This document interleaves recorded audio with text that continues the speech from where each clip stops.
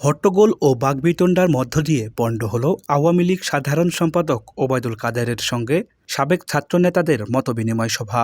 বুধবার বেলা ১১টার দিকে রাজধানীর বঙ্গবন্ধু এভিনিউতে মতবিনিময় সভা হওয়ার কথা ছিল, কিন্তু এর আগেই ওবায়দুল কাদের ব্রিফিং শুরু করেন। আর তাতেই বাধে হট্টগোল।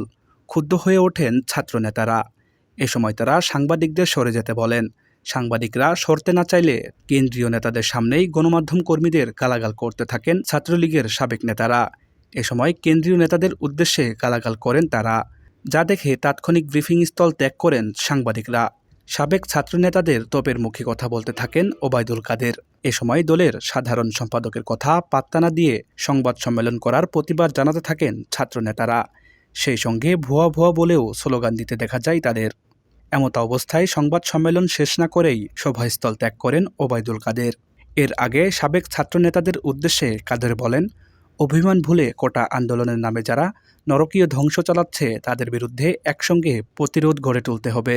আওয়ামী লীগ দেখবে মাঠে কারা থাকেন, পার্টি অফিসে বসে থাকতে দেওয়া হবে না।